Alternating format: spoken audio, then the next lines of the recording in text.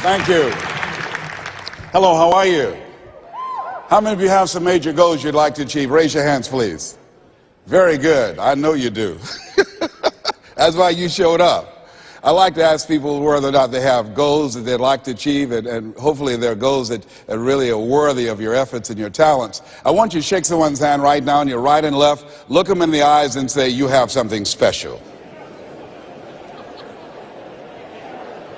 I like to ask whether or not you have goals, but I want to ask you another question. How many of you know that if you had your life to live over again, you could do more than what you've done thus far? Raise your hands, please. Now, that proves the point that what we do and what we accomplish in life is only a tip of the iceberg of what's possible for us. So I want you to think about some goals that you'd like to achieve, and I'd like for you to, let's say, break them up in three categories. Number one, I want you to think about some personal goal you'd like to achieve. And I'd like for you to think about some career goal, some business goal that you'd like to achieve. And I want you to think about some social contribution, some impact you'd like to make with your life. It was Horace Mann who said, we should be ashamed to die until we've made some major contribution to humankind. I believe we live in the greatest country in the world that gives us an opportunity to leave our mark, to make a statement with our lives. And as you think about these goals, whatever those goals are, I want you to dramatically increase those goals. And I want to warn you, I don't want you to think about how you're going to do it. How is none of your business. The most important thing is just to increase those goals dramatically. I've found that most people fail in life, not because they aim too high and miss. Most people fail in life because they aim too low and hit. And many don't aim at all. So raise the bar on yourself and don't ask how you're going to do it. I'll never forget when I decided that I wanted to become a motivational speaker. I saw the late Dr. Norman Vincent Peale, and my heart said, I can do that. But my mind asked the question, how? And for over 14 years, I would go see Zig Ziglar and Dr. Norman Vincent Peale and Jim Rohn and different speakers, and I would be in the audience, and my heart would pounce and say, you can do that, Les. And then when I would leave, I would be going to the parking lot, and my mind said, how are you going to do it? And I spent so many years trying to figure out how. I wasted 14 years. How many of you ever procrastinated? Raise your hands, please. Yeah, see, so as you begin to think about your goals, the most important thing is, and write this down, commit yourself. See, once you commit yourself, the how will come, the way will come. Once you commit yourself, you will then figure it out. And if you're going in the wrong direction, all you have to do is turn around and go in the other direction. You will figure it out. You want to begin to just challenge yourself. You want to stretch yourself because you really don't know what you can't do. I'll never forget the first day that I met Mr. Washington. I was born in a poor section of Miami, Florida called Liberty City. I was born in an abandoned building on a floor with a twin brother. And when we were 6 weeks of age, we were adopted. And when I was in the 5th grade, I was identified as EMR, labeled educable, mentally retarded, put back from the 5th grade into the 4th grade. And I failed again when I was in the 8th grade.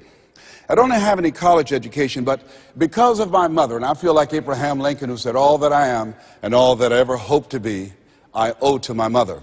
I saw a sign once that said that God took me from my biological mother's womb and placed me in the heart of my adopted mother. So my first major goal was to buy my mother a home, to take care of my mother. And I did that, took care of her until she passed at 88. But I'll never forget when I met Mr. Washington. I was in a class waiting on another student, and he came in and he said, young man, go to the board and work this problem out for us. I said, oh, sir, I can't do that. He said, why? I said, I'm not one of your students. He said, look at me. I said, yes, sir. Go to the board and work the problem out anyhow.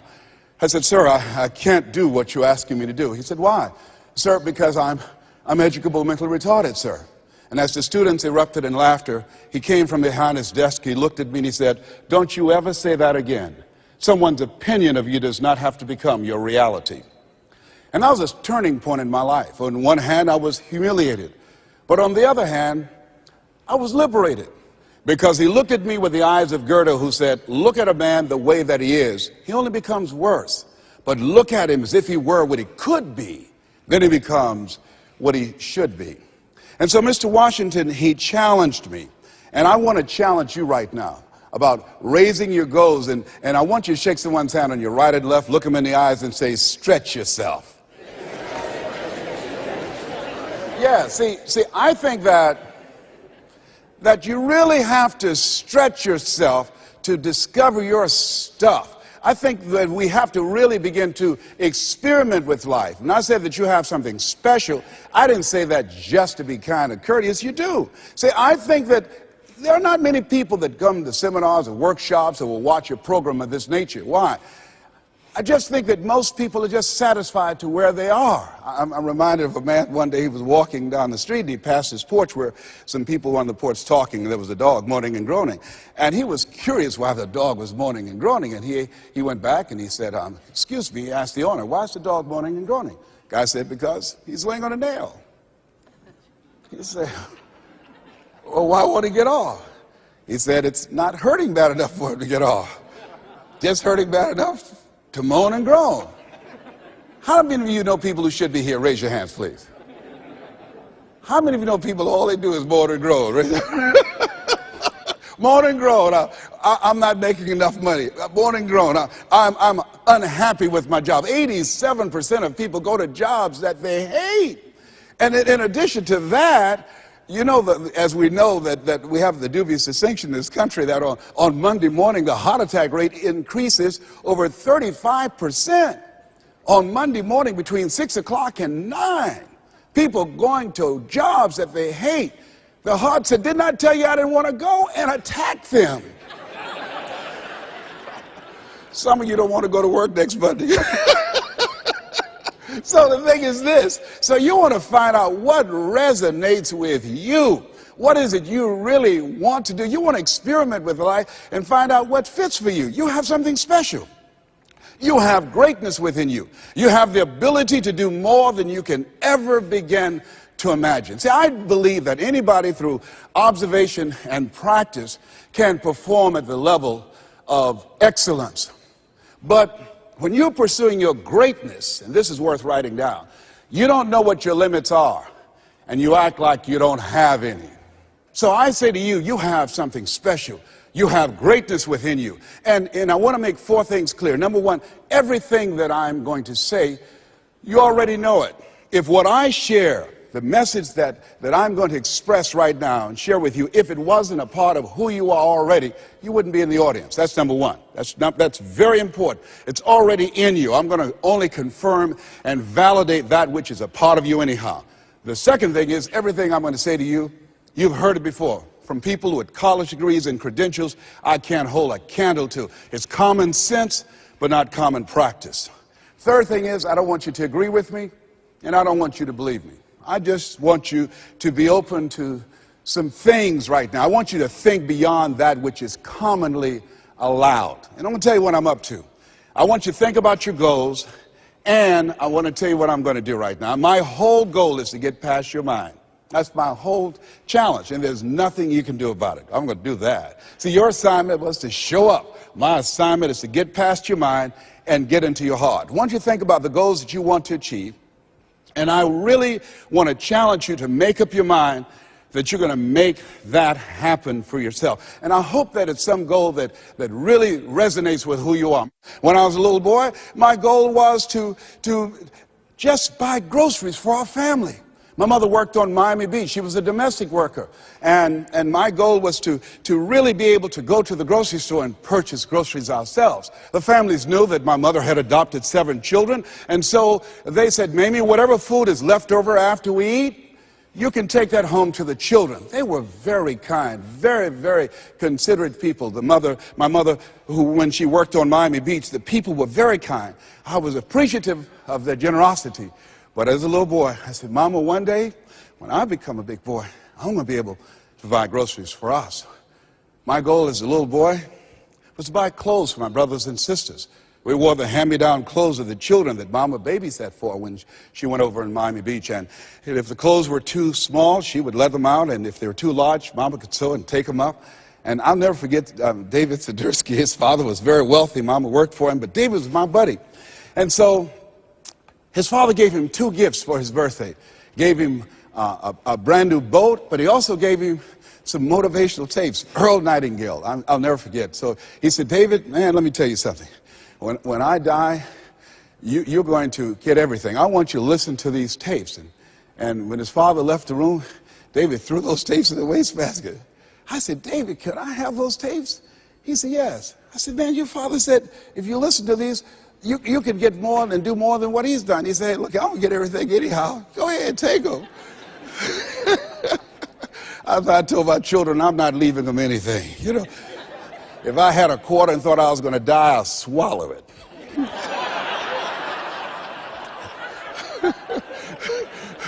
Write this down. It's not what you leave for your children, it's what you leave in them. Not what you leave for them, what you leave in them. No, absolutely not. I'll tell you something else happened. I never forget. Mama came home one day and said, Leslie, David sent you a new pair of shoes his father got for him. I said, oh, Mama, thank you so much. I can't wear David's shoes. I said, why? Well, you tell my buddy that, you know, I wear size 9.5. He wears size 9. She said, boy, shut up, sit down, and put those shoes on. She said, Margaret Ann, go get some Vaseline. And she came in there, and my sister started rubbing the Vaseline on my feet. And she said, run some water in the bathtub. And she's now go in there and put your feet in those shoes and don't mash the heel down. I said, Mama, shut up, boy, don't mash the heel down. And then she had me to get in the bathtub. I said, Mama, these shoes hurt. She said, get in there and walk around in the water. And I'm walking around the bathtub. Then she tried to distract me. I knew what she was doing. How'd you do at school today? I did good. Did you get in any fights? No, ma'am. You know you fought somebody. Well, I only hit 3 people today. and then after a while, she said, how you doing? I said, well, they hurt. Do they hurt as bad as they were before? No, ma'am, they feel a little bit better. Keep on walking, keep on walking. And then after a while, when the leather soaked up the water, the leather began to stretch to a perfect 9.5. You think Fortune 500 companies started talking about doing more with less? My mother been doing that for a long time. It's amazing what you can do. But who would have thought, anybody looking in on this kid and these 7 children, who would have thought? And I look at you and I say, you have greatness within you.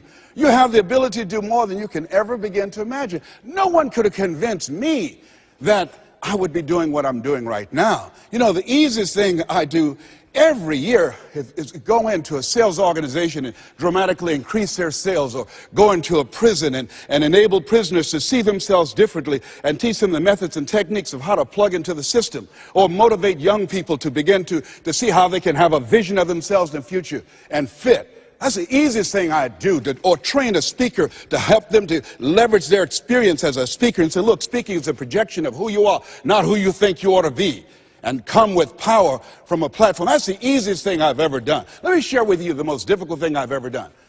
The most difficult thing I've ever done was to believe that I can do what I'm now doing.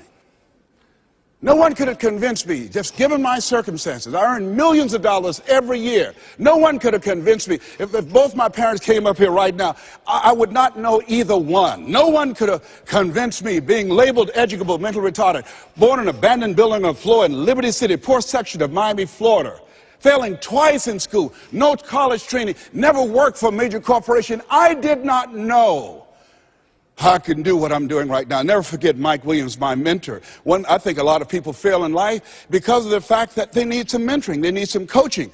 Repeat out to me, please. You need some coaching. Yeah, see, you can't see the picture when you're in the frame.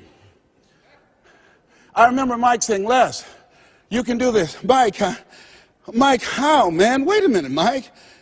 How much am I going to be able to charge, Mike? Les, you could start out at $1,000 an hour. Mike, I don't make that working for 2 weeks. Come on, Mike. Man, I appreciate your belief in me, Mike. Look, Mike, I work for the Miami Sanitation Department, man. I've been a garbage collector. I've done door-to-door sales. That was great, and I'm here as a disc jockey. That's good, Mike, but Mike, I don't think I can do that. Les, you can. But Mike, I don't have any credentials. I've never written any book, anything. Man, I'm not rich. How can I teach somebody to do something I've never done? But Les, why don't you just test yourself? Why don't you stretch, Les? Come on, man. Mike, I don't know. And here's something I realized. Write this down. Sometimes you have to believe in somebody's belief in you until your belief kicks in. I respect Mike Williams. Here, this young man, he saw something in me that I didn't see it, and strong analytical mind, and I looked at him. I always respected his thinking, and he looked at me and he made me feel special, and I said, okay, Mike. And I just kept holding on to what Mike said to me. I just kept holding on to what Mr. Washington said to me. I kept holding on to my mother saying, you're special, Leslie, when they said you're educable, mentally retarded. Mama didn't know what that meant. She only had a third-grade education. So she said, he'll be all right, honey, a hard head make a soft behind. He'll be fine. But she said, you're special, baby. You are special. And they kept saying that over and over again. Faith comes by hearing and hearing and hearing. And so here's what I want you to do. Let us say together, as you think about your goals and your dream, let us say together, it's possible. Together, please. It's possible. Say it like you mean it. It's possible. Thank you. Write that down. See, most people never achieve their goals because most people suffer from possibility blindness. They look around trying to think about the things that they don't have. Robert Roots, young man who wrote a book about success principles of the Three Little Pigs. He said, it's not what you don't have, it's what you think you need that keeps you from being successful or happy in life. It's not what you don't have. See, I was focused on what I didn't have. Don't have a college degree, don't have any credentials, never worked for a major corporation. I was focused on the negative things. It said, negative things are the things that you see when you're not focused on your goal. What do you come with? What is it that you have within you that you showed up to bring? Hey, Les, you don't know, but my dream is a long shot. A friend of mine, Dexter Yeager, said, when the dream is big enough, the odds don't matter. I'm reminded of a great man when I was reading Time magazine talking about some of the great minds of the last century. They didn't mention his name, Dr. Howard Thurman, one of the mentors of Dr. Martin Luther King Jr., and also an advisor to Mahatma Gandhi and Albert Schweitzer. And he said, the ideal situation for a man or woman to die is to have family members standing around their bed praying with them as they cross over. But imagine, if you will, being on your deathbed and standing around your bed, the dreams given to you by life, the ideas that you never acted on, the talents, the gifts, the abilities that you never used. And there they are, standing around your bed, looking at you with large, angry eyes, saying, we came to you, and only you could have given us life. And now we must die with you forever. And the question is, if you died this very moment, what will die with you? What dreams? What ideas? What talents? What leadership potential? What greatness that you showed up to bring? That you allowed fear or procrastination to hold you back? Perhaps that's why Henry David Thoreau wrote the words, oh God, to reach the point of death, only to realize that you've never lived, only to realize that you've never scraped the surface of your potential. Repeat out to me, please, with power, feeling, and conviction. I refuse to die an unlived life. Yes, shake someone's hand on your right and left and say, live your dream. Yeah, I think we should all resolve. I refuse to die an unlived life. Don't worry about the odds. You survived 1 out of 40 million sperms. You will never have those odds again. You beat those odds, you can win anything. Here's something else stops most people. You know what it is? Failure. Let us say together, I will fail my way to success. Yes, write that down. I will fail my way to success. See, 8 out of 10 millionaires have been financially bankrupt. 85% of people allow their fear of failure to outweigh their desire to succeed. And I believe that the reason that most people go so far in life and stop, Maya Angelou said it best. She wrote a poem. She said that most people go so far in life and then they park. They pull off the highway of life, especially when they get some hits, especially when they've been rejected, especially if they have an illness, especially if they lose something. They park. And I take it further. They don't even turn on their emergency lights. It's not because that they are broken down. They don't want anybody to stop and say, hey, look here, I've got some jumping cables in my trunk. You need a jump? Hey, look here, there's a service station ahead about 3 or 4 miles. I have a can. I can take you up there and get some gasoline. Oh, no, I'm just fine. I had a talk show once, and highest rated, fastest canceled talk show in the history of television. Well, at least I had one.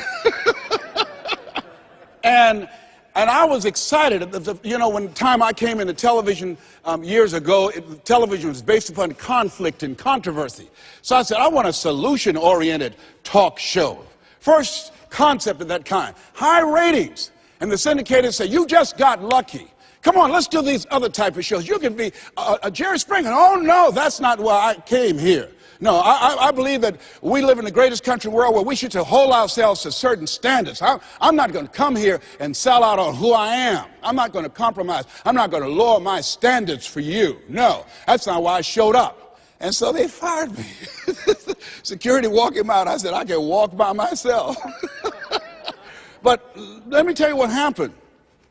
I took a hit, and I parked. It wasn't that I didn't have the ability to do more. My concept was good. But what happened when I took the hit, when they canceled the show, I canceled myself. When they said the show is going to be taken off television, it won't work, I told myself, Les, you can't succeed in television. And I parked. You know what I did? I went back to my comfort zone. As a motivational speaker, at least I'm doing better than most people. That's nothing to compare yourself to worse that other people are doing and then make yourself feel better. No, I parked. I didn't have my emergency lights on. I didn't want to show up on the radar. I parked. You know how long I parked? I parked for 10 years. Do you hear me? Now, unlike Regis Philbin, when his shows were canceled, he kept going. He kept going. He kept going. And he got other shows. I bet you somebody gave him a push. Somebody said, hey, you need a lift? I didn't even make that an option for me. I got off the highway, I went back to my comfort zone, and I parked. The show failed, and I identified myself as a failure. And guess something happened. One day, just flipping the channels, looking at PBS, and saw Wayne Dyer, my friend Wayne Dyer. And boy, I said, Wayne, we're both in our 60s. Wayne is still doing it. Wow, the little hair he has, it's gray, he's still there. I said, hey, I've got some more stuff in me. I've got another PBS special in me. I've got some other ideas. You know, Oprah and Phil, they're doing my stuff. Maybe I need to come back out here. And I went back and started calling PBS and different people. They said, Les, what happened to you? I said, well, I didn't know whether or not anybody would be interested in me because the show was canceled. No, you had some good ideas. And when they said, yeah, we would love to do a show with you, I said, you would? They said, yes. And when I went into the studio and people that worked with 10 years ago, they were still there.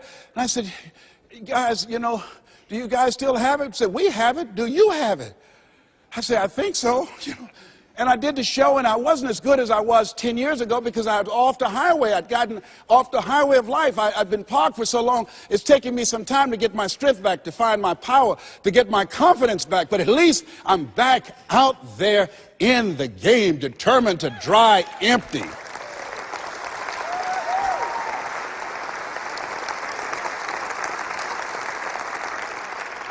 So I say to you, see, I only attract millionaires or millionaires in training. He's going to get that in a minute. You have something special. You have greatness within you. And the only reason you're here, you are my assignment. You can feel me. Some of you feel me right here in your heart of hearts. And my goal is to get past your mind and into your heart. So it's necessary that you have the mindset that I can do this. You've got to begin to believe and to fortify that belief and feed that belief by listening to tapes, going to seminars and workshops, by challenging yourself, by stretching yourself. It was Osborne who said, unless you attempt to do something beyond that which you've already mastered, you will never grow. And as you begin to challenge yourself, you'll discover some things about yourself that you don't know right now. The other thing is you begin to look at yourself, look at your dreams, and begin to experiment and stepping into your greatness. One of the things that's very important, whatever goals and dreams that you have, repeat after me, please. Make your move before you're ready. You have Price Pritchett, who's a great motivator and trainer. He said, make your move before you're ready. We're instructed in life to walk by faith and not by sight. See, you want to really begin to stretch yourself. You want to become a risk taker. You want to raise the bar on yourself. Most people won't do that. See, most people engage in low-life living, low-risk living. Viscott said, if you're not willing to risk, you cannot grow. And if you cannot grow, you cannot become your best. And if you cannot become your best, you can't be happy. And if you can't be happy, then what else is there? I like what Helen Keller said, life is short and unpredictable. Eat the dessert first. And so, you want to begin to take some chances. You want to begin to challenge yourself and make it okay to fail and learn from your failures. Don't allow fear of failure and the allure, the attractiveness of playing it safe in life to draw you in. You can't get out of life alive. You've got to die to leave here. Other thing is you look at yourself and look at your dreams. Detoxify your life. Write that down. See, I think that most people never achieve their true goals in life because they're surrounded with too many toxic, negative, energy-draining people. You've got to look at the people in your life and ask yourself the question, what is this relationship doing to me? How is it impacting my life? Am I a better person? Sidney Poitier wrote a book called The Measure of a Man. And it's powerful, but I encourage you to get the tapes. I love his voice, and he said something in there. He said, when you go for a walk with someone, something happens unconsciously. It's not spoken. Either you adjust to their pace, or they adjust to your pace. Whose pace have you adjusted to? See, you want to surround yourself. My daughter, Ona Brown, who's a speaker and coach, she says, call forth your team, but make sure these are people that you can learn from. I'll never forget, I'm on a special board with a Bishop T.D. Jakes, and we went into a board meeting. He looked at everybody before opening the meeting. He said, as soon as I know as much as you do, you're fired. And with that, the meeting is now open. Everybody continued to learn on that board. Trust me that a friend of mine, Dennis Kimbrough, motivational speaker out of Atlanta, he said, if you're the smartest one in your group, you need to get a new group. So as you look at yourself and look into the future, call forth your team. George Fraser says your network determines your net worth. Who do you allow to be in your ear? What kind of relationships are you developing? Are they an asset to you, or are they a liability? Do they elevate your spirits, or do they tear you down? I think there are two types of people: nourishing people and toxic people. Nourishing people, they bring the best out of you. They encourage you, they inspire you, they hold you accountable. Toxic people, they are critical people, always telling you what you can't do. They're always measuring your possibilities based upon their failures. My mother said, never let anybody tell you what you can't do, son, especially if they haven't done it. They don't know what's possible for you. So as you begin to look at yourself, begin to identify the relationships that you communicate with most and say, hey, is this relationship helpful to me?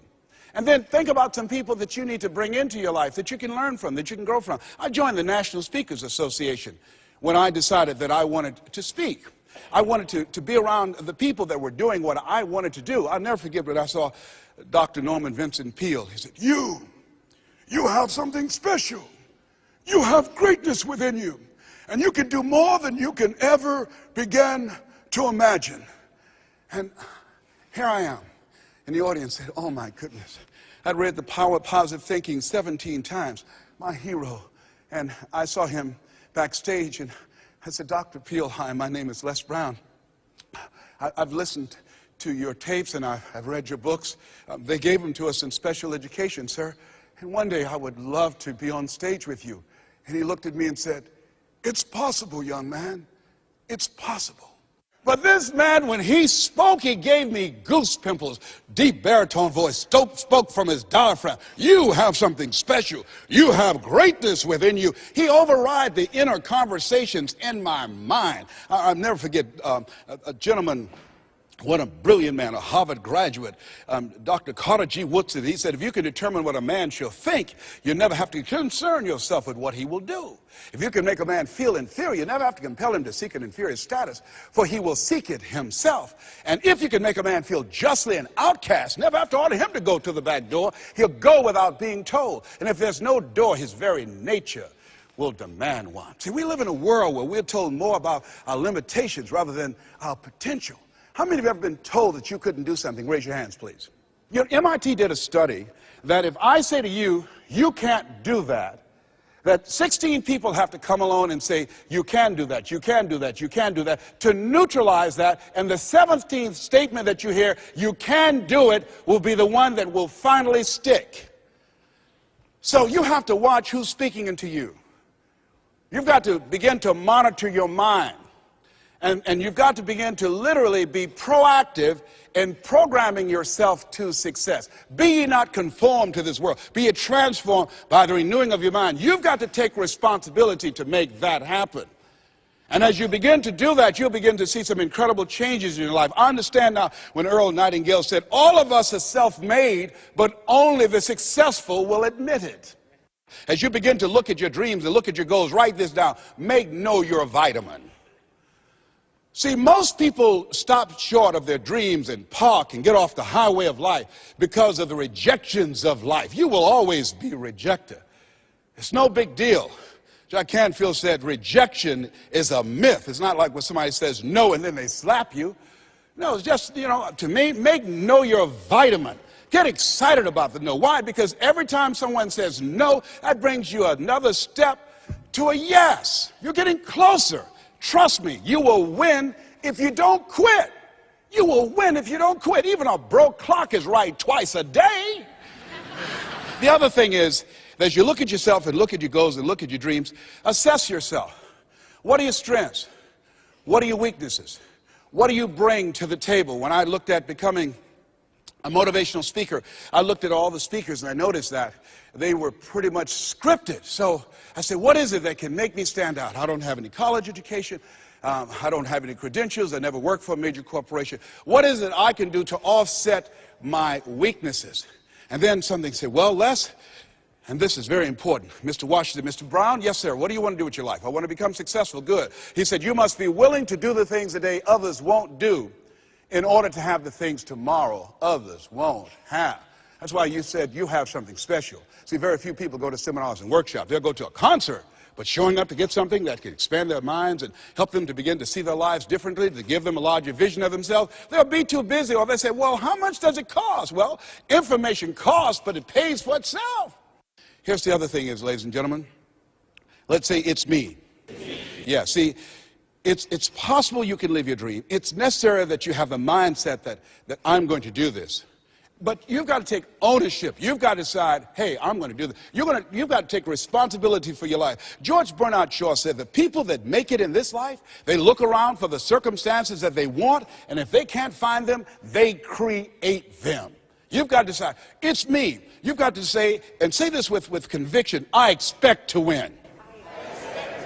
Yes, I think it's important that we say that. You know, if you ask most people, do you want to become successful? They will say yes. Took my oldest son for a walk, my namesake. You know, we always expect our children to do far more than what we do.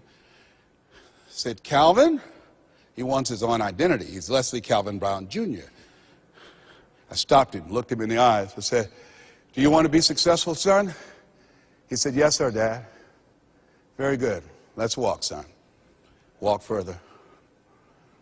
Stopped him again. I said, Calvin, look me in the eyes, son. Yes, sir, Dad. Do you expect to be successful, son? And he stood there and he looked at me and his eyes got glassy. And he said, let's walk.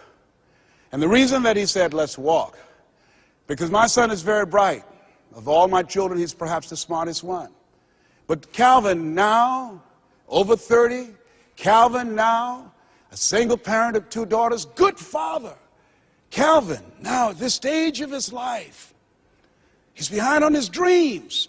A lot of talent, a lot of abilities. Very conservative. One of those people, great mind, but he just hasn't developed that, things that we want our kids to have, that, I want it. Calvin, you got to kick it up a notch, son. You never thought you'd be in your 30s. You got to kick it up a notch. You got to increase your energy in order to live your dreams. You can't be casual about your dreams. Bill Bailey said, if you're casual about your dream, you'll end up a casualty. Shake someone's hand on your right and left and say, kick it up a notch. Yes. You got to kick it up a notch. What is it you bring? And whatever you bring, you've got to kick it up a notch. What is your signature as you look at where you want to go and what it is you want to do? As you look at your product or your services, repeat out to me, please. Provide more service than you get paid for. Yeah, see, that becomes your signature. When you look at your goals and look at where you want to go, at your products, at your services, at your industry, you want to set some high standards for yourself. I like what Henry David Thoreau said, do not go where the path may lead, but go where there's no path and leave a trail. How is it that your industry will be done differently 5 years from now, 10 years from now? What is your reputation in your industry? When you come into a room and you leave, what's the scuttlebutt about you? Do people say, hey, that's a go-to person. That's a person, if you ask them to do that job, you're talking about the job being done. It will be done extremely well. Are you known for that person that stand out with what you do, that stand out with your quality of service, with your standards, always looking for ways to better your best? Are you one of those people that believe, well, if it ain't broke, don't fix it? Japanese believe it ain't perfect, keep working on it. Are you willing to keep working on it? Are you willing to realize that you have not done your best stuff yet, that you can better your best? You've got to take responsibility for that. And now let's go to the next level. Not only is it possible that you can live your dream, is it necessary that you call forth your team and surround yourself with people that you can learn from and grow from, that you must work on yourself and monitor yourself and train yourself, that you've got to begin to take total responsibility for the outcomes that you want to produce in your life. But let us say together with power and conviction, it's hard. Yes, ladies and gentlemen, living a dream, changing your life is hard. It's hard when you lose all your money, when you've given it the best that you have, when you have some major setback. It's hard. When a doctor looked at me and said the 3 horrible words no one wants to hear, you have cancer. It was hard to mobilize my mind and spirit, to listen to tapes and music and read scripture and be around other people and seeking out other prostate cancer conquerors to believe that I could do this. It was hard. Never forget, my son said, Daddy, are you going to die? Why are you asking me that? You're not going out much. You're not the bubbly personality that I know you to be. You're not talking much. You're spending a lot of time in the room by yourself, Dad. Are you going to surrender? Are you giving up? Are you going to let that doctor's opinion become your reality? Will my daddy see me graduate? Yes, son, yes. I'm going to fight. No, I don't think it's my time yet. I'm going to see you graduate, but more than that, I've got some other things that I'm going to do with my life. And I thank you for asking me that. But I must tell you that I'm scared. I'm scared. And I've never been in this situation before. It's been easy for me to talk to people and encourage people when they've had challenges in their lives. But it's me. And I don't feel less than a man in admitting this to you. Yes, I'm scared. And I need some help. Repeat after me, please. Ask for help. Not because you're weak, but because you want to remain strong. And ask for help. And don't stop until you get it. Yes, see, life is hard, and there are some moments in life when you're going to need some help. You're going to need somebody to speak to you. You're going to need somebody to say something to you. I have a friend of mine, Willie Jolly, who's a motivational speaker. He said, a setback is a setup for a comeback. I had to listen to Willie's tapes. I have another friend, Kevin Brace, who's a speaker. He said, Les, come on, man, you can do this. You can make this happen. You can hit a home run. It's a done deal. You are Les Brown. That cancer's got to get out of your body. I said, talk to me, Kevin. Talk to me. That's what I need to hear. I needed to hear those words. I don't care who you are. Many people won't allow themselves to ask for help because of pride. Pride cometh before a fall. Because of ego. Ego means edging God out. No, ask for help. Not because you're weak, but because you want to remain strong. And ask for help and don't stop until you get it. I'm here because a lot of people helped me. I'm here because a lot of people believed in me at a time when I was struggling to believe in myself. The other thing is, let us say together, it's worth it. Yeah, see, I think, and write this down, you got to find 5 reasons that will make it worth it for you. 5 reasons. What will make it worth it for you? Mine was, I want to take care of my mother. Mine was, I want to do something with my life. What will make it worth it for you? Mine is, I want to leave a legacy. Mine is, I refuse to die an unlived life. What will make it worth it for you? Repeat after me, please. You got to be hungry. Mr. Washington said, Mr. Brown, what do you want to do with your life? I said, sir, I want to become a disc jockey. Is that right? Yes, sir. Good. Mr. Brown, you got to be hungry. He said, I want you to listen to Paul Harvey. He's the world's greatest communicator. Always find a coach or mentor, someone that's doing what it is you want to do. Watch them. Listen to how he does the rest of the story. Listen to his voice, Mr. Brown. Develop your mind and develop your communication skills, because once you open your mouth, young man, you tell the world who you are. And don't forget, Mr. Brown, you got to be hungry. Take the time to develop yourself. So I started training and working on myself. And then pretty soon I came to him. I said, sir, I've been working on myself. I've done the things that you told me to do. I listen to Earl Nightingale all the time and Zig, and I've been reading Dr. Norman Vincent Peale's book, and I'm ready. I practice every day 2 and 3 hours, sir. Is that right? Yes, sir. Very good, Mr. Brown. You got to be hungry. I said, why do you continue to say that? Sir, people that are hungry are unstoppable, Mr. Brown. People that are hungry, no excuse is acceptable. Go out and face the music, young man. And don't forget, stay hungry. And make know your vitamin. I went to apply for a job on Miami Beach. Milton Butterball Smith was the program director. Hello, Mr. Butterball. How are you, sir? My name is Les Brown, sir. I like to be a disc jockey. He said, young man, you have any journalism in your background? No, sir, I don't. You have any experience in broadcasting? No, sir, I don't. He said, I'm sorry, we don't have any job for you. I went back and I told Mr. Washington. I was devastated. I said, Mr. Washington. They said, no, they wouldn't even allow me to audition for them, sir. Mr. Brown, don't take it personally. I told you, know your vitamin. Most people are so negative, they have to say no 7 times before they say yes. Be unstoppable, Mr. Brown. You got to be hungry. Go back again. Yes, sir. Hello, Mr. Butterball. How are you, sir? My name is Les Brown, sir. I like to be a disc jockey. Young man, weren't you here yesterday? Yes, sir, I was. Didn't I tell you no yesterday? Yes, sir, you did. Then why are you back today? Well, sir, I didn't know whether or not somebody was laid off or somebody was fired, sir. Nobody was laid off or fired. Now get on out of here. I came back the next day. Hello, Mr. Butterball. How are you, sir? My name is Les Brown, sir. I like to be a disc jockey. I know what your name is. Weren't you here the last 2 days? Yes, sir, I was. Didn't I tell you no the last 2 days? Yes, sir, you did. Then why are you back today? Well, sir, I didn't know whether or not someone got sick because someone died, sir. No one got sick or died. No one was laid off or fired. Now, don't you come back here again. I came back the next day talking loud, looking happy like I see you for the first time. Hello, Mr. Butterball. How are you? He looked at me with rage. He said, go get me some coffee. I said, yes, sir. So I became the errand boy for the disc jockeys. I'd go get their lunch and their dinner, and I'd stand in the control room, memorizing their hand movements on the control board and all the instruments, learning everything that I could because I expected to be behind that microphone. Then one day, it was a Saturday afternoon, and a disc jockey by the name of Rockin' Roger was drinking while he was on the air. Rockin' Roger got so drunk, he started slurring his words. He was about to fall off the chair. He obviously could not complete his program. And there I was, looking at him through the control room window. A Saturday afternoon, I was the only one there, young, ready, and hungry,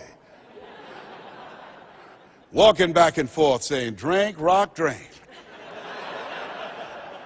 Drink, rock. I'd have gone and get him some more if he'd asked me to. Then pretty soon the phone rang. It was the general manager, and I answered the phone. I said, hello? He said, young boy, this is Mr. Klein. I said, I know.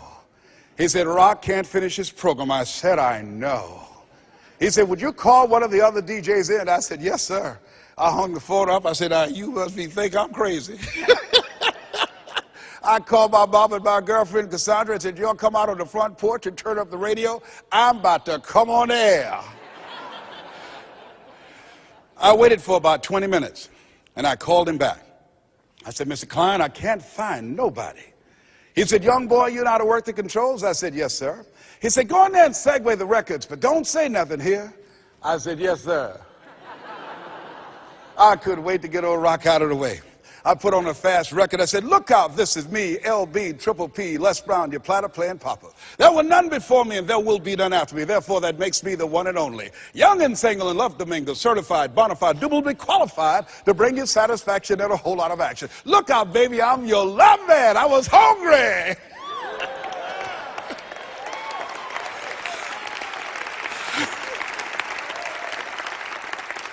The people that want to step into their greatness are hungry. Shake someone's hand on your right and left and say, you got to be hungry.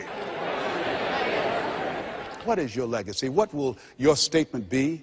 Resolve every day, read it every day. I refuse to die an unlived life. I like to leave this with you that Mama used to love to hear me say. She'd say, boy, say that thing for me, and I dedicate this to you, to the greatness that's within you, because it's there. And it says simply this: if you want a thing bad enough to go out and fight for it, to work day and night for it, to give up your time, your peace, and sleep for it, if all that you dream and scheme is about it, and life seems useless and worthless without it, and if you gladly sweat for it and fret for it and plan for it, and lose all your terror of the opposition for it, and if you simply go after that thing that you want with all of your capacity, strength and sagacity, faith, hope, and confidence, and stern pertinacity, if neither cold poverty, famine, shall sickness or pain of body and brain can keep you away from the thing that you want, if dogged and grim you besiege and beset it, with the help of God, you'll get it. This has been Mrs. Mamie Brown's Baby Boy. God bless you and God bless America. You have greatness in you.